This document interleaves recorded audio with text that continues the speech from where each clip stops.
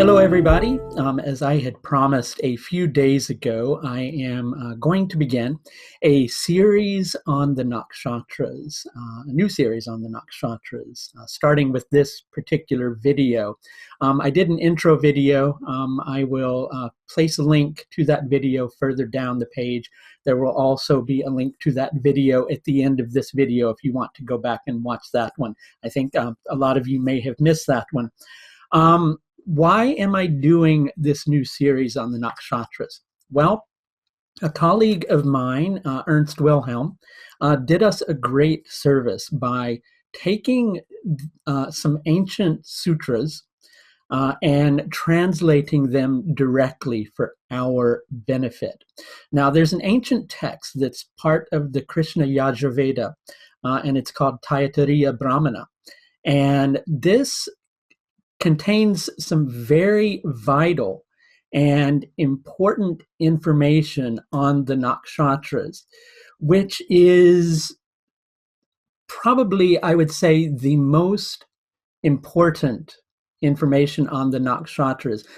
Before this, I'm pretty sure that all that we had before this particular text was written was just descriptions of the deities. As a matter of fact, in the Rig Veda, the Nakshatras weren't necessarily mentioned. Simply the deities connected with the Nakshatras were mentioned, right?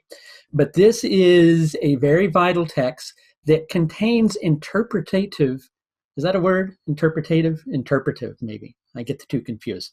Either way, it contains interpretation of vital information on the Nakshatras that you don't really find in any other text. Now, this information has been out there before in various forms, but not in a pure, unadulterated form. Always the information has been presented with somebody's interpretation or somebody's commentary.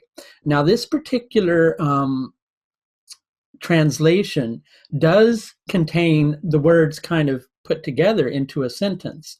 But in the text, one of the things that's very important about it is it is put forward in a manner that lets the reader, the seeker, the student, the teacher reflect upon the meaning of these sutras. And that's how sutras should work.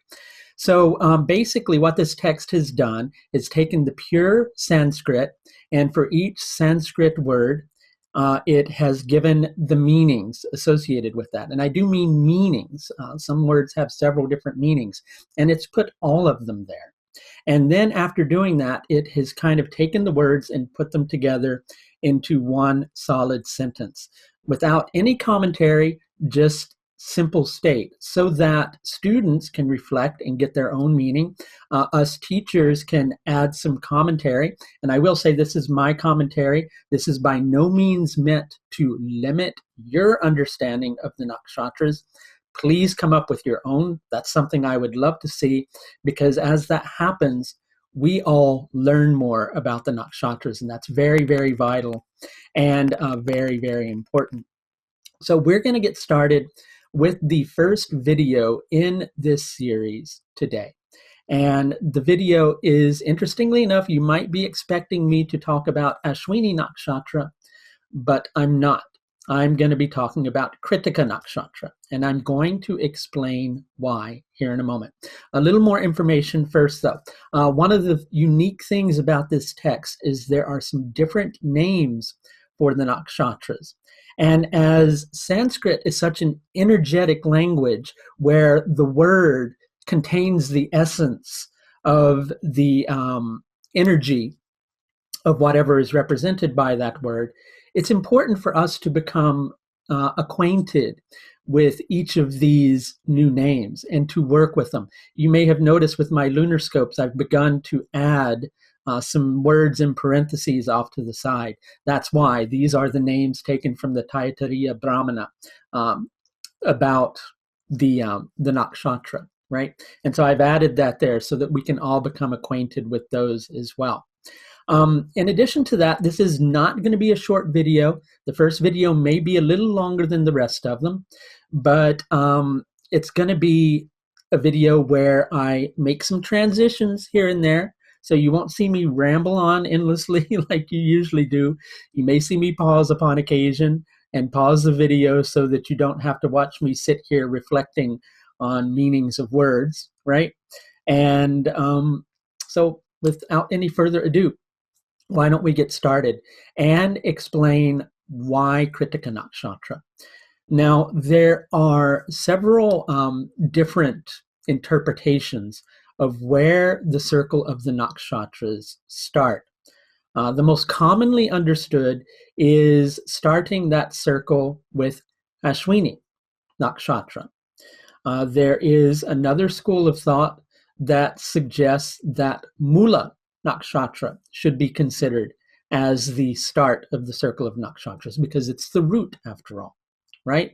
And the Ashwins, in terms of Ashwini, they're always first, right? And they also drive the chariot of the sun. So those are a couple of the reasons for that. Some texts suggest Magha Nakshatra, right? The peach trees, right? So that can be a good reason why that particular nakshatra. And a lot of texts suggest Kṛttikāḥ Nakshatra. Now, Kṛttikāḥ Nakshatra is suggested quite often. There are a couple of different reasons why. One being is that the calculation of Vimshotri Dasha actually starts with Kṛttikāḥ Nakshatra. In addition to that, another reason is that a lot of texts, ancient texts that first began to mention nakshatras, mention Kṛttikāḥ Nakshatra. And there's a reason. It's because the vernal equinox at the particular time that these texts were written, and I'm sure there are other reasons too, but an astronomical reason is that the vernal equinox at the time these texts were written was actually in Kṛttikāḥ Nakshatra, right? So paying respect to this and paying homage to this, we're actually going to start this text with Kṛttikāḥ Nakshatra. And we can come to a new understanding of some reasons why, right?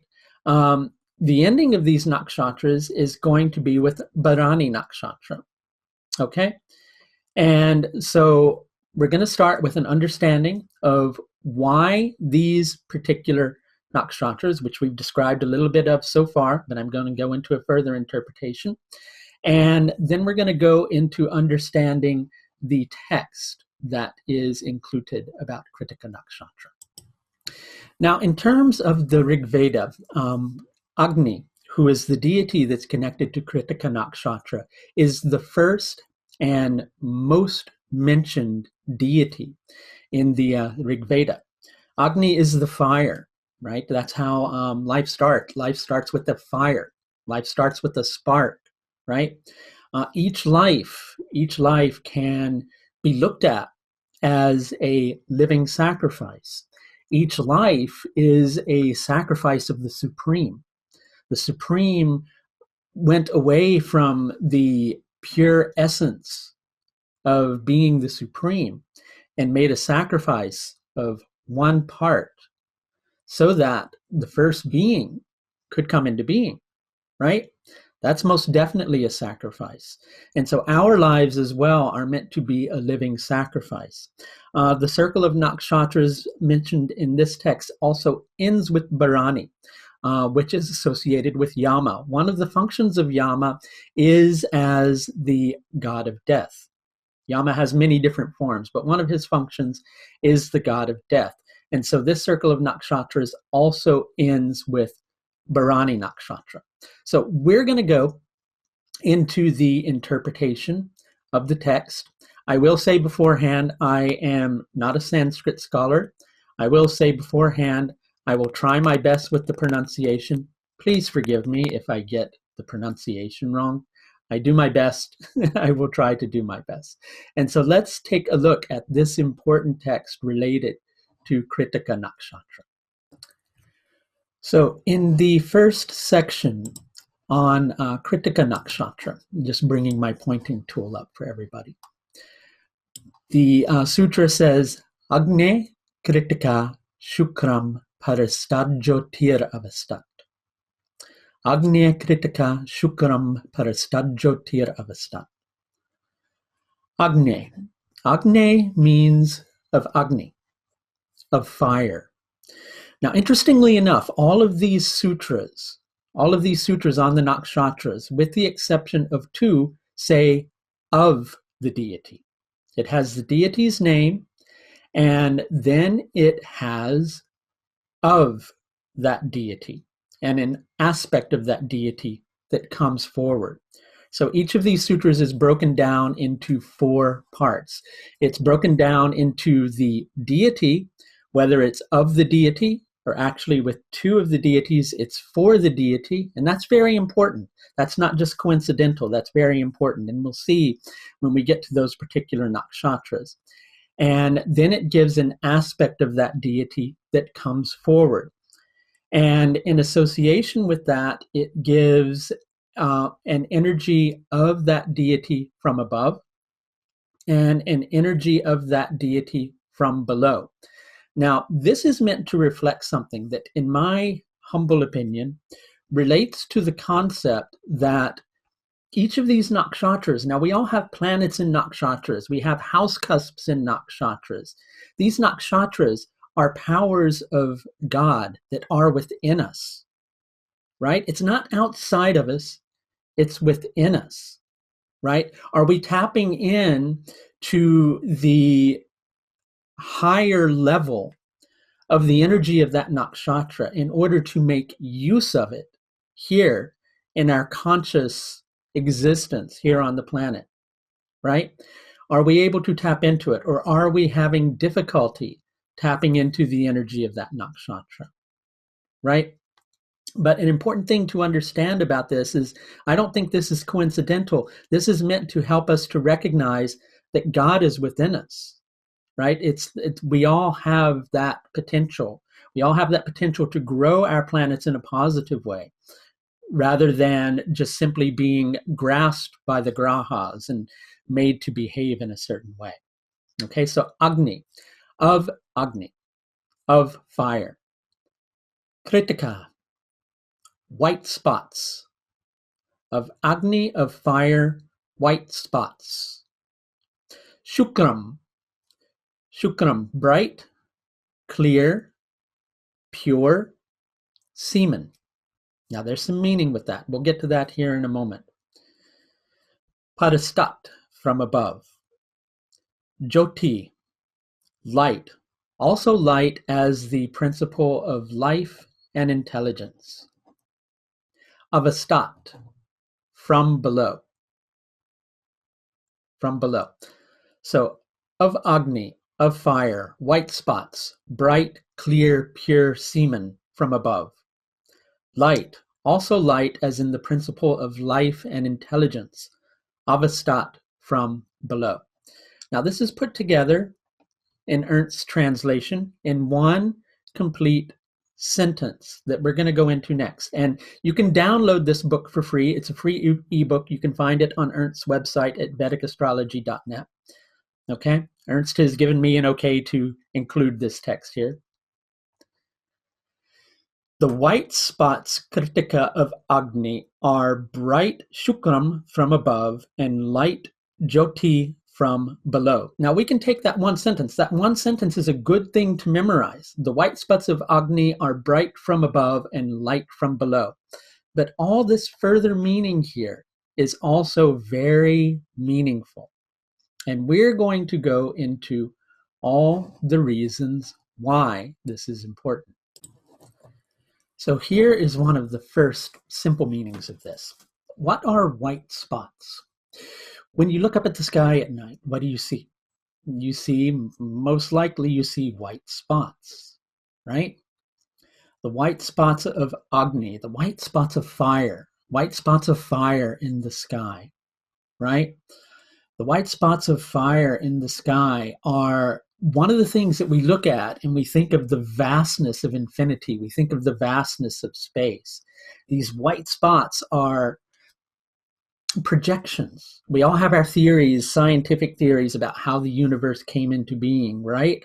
But we can definitely, if we're people who think spiritually along lines like this, we can think of the stars as being projections of the infinite, right?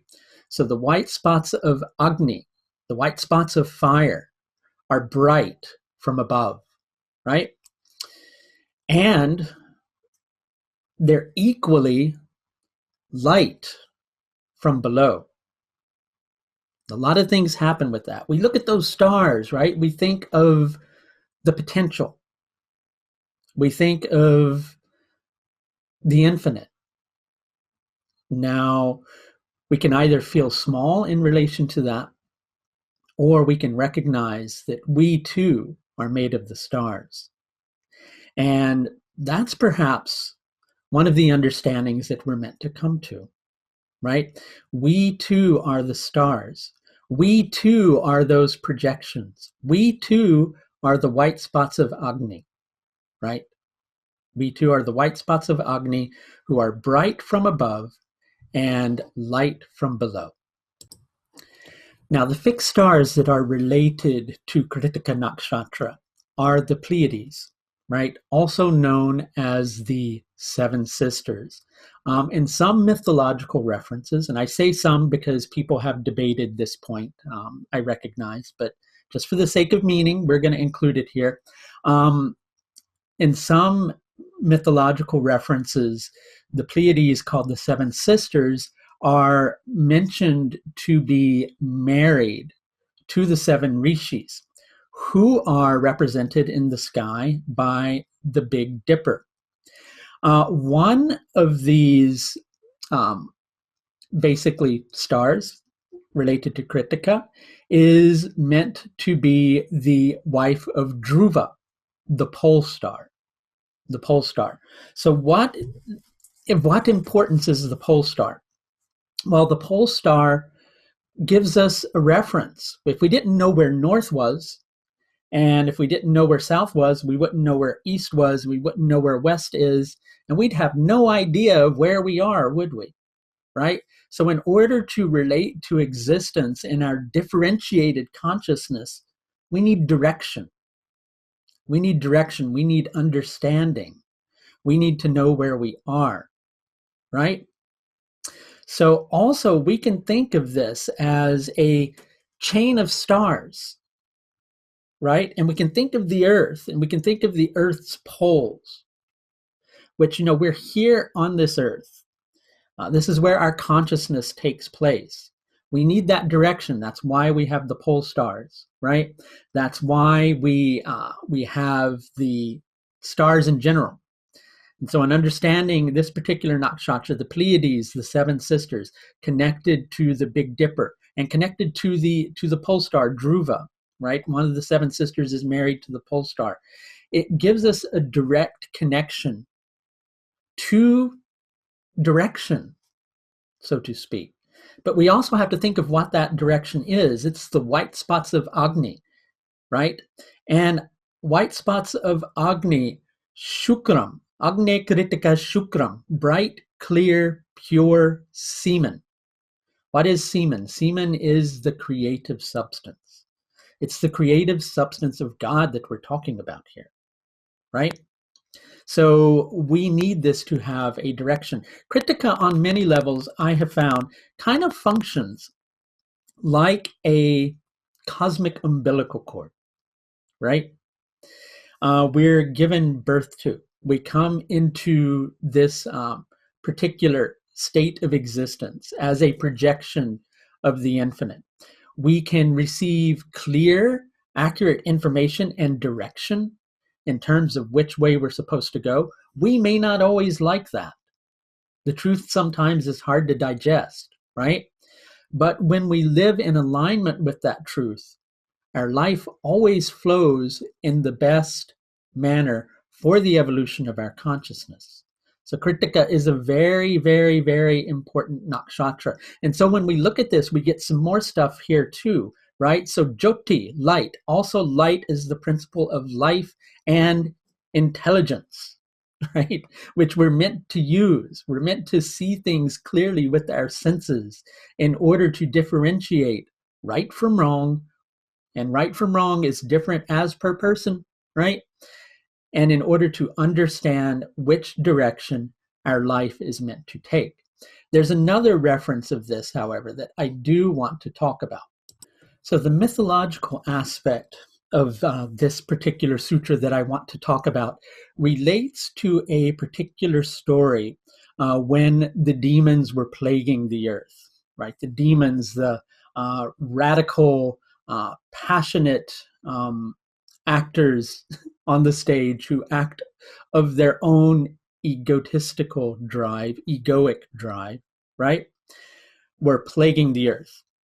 And basically, the gods went and convinced Shiva to give his seed, to give his semen, so that somebody could be born. I'm giving you a condensed version of the story. So that somebody could be born in order to defeat the demons, right? And this somebody was Kṛttikāḥ. Okay, but Shiva's seed was so powerful that no ordinary womb or receptacle could be used to preserve it. No ordinary womb could be used to preserve it.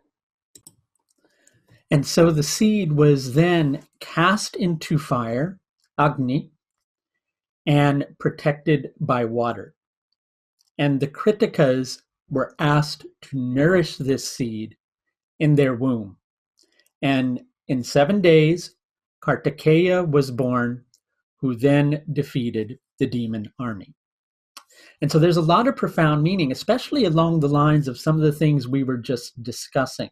And I just gave you an abridged version of the story. I'm sure you can find much more complete versions of the story. I know that I think Victor has mention of it in his book on the Nakshatras. You can probably find it there if you're interested. So, but there's a lot of profound meaning there with that. So destroying the egocentric manners in which we act. We need the truth to come in and destroy the egocentric manners in which we act. We need it, right?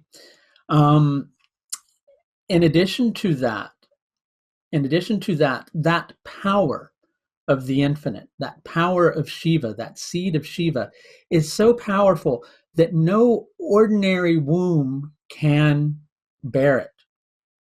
So we as individuals, until we're ready to kind of let go of our ego, which on a certain level we need a slight bit of in order to understand direction and have our own sense of individuality, until we're ready to completely cast that ego aside. We need a certain little bit of it, right?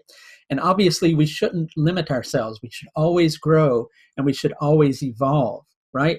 But sometimes we need an intermediary. And so we as the womb, we as the receptacle, it would be too much and too intense perhaps for us to handle all in one fell swoop until we're ready for it. So the Kṛttikas were kind enough to act as the womb for this.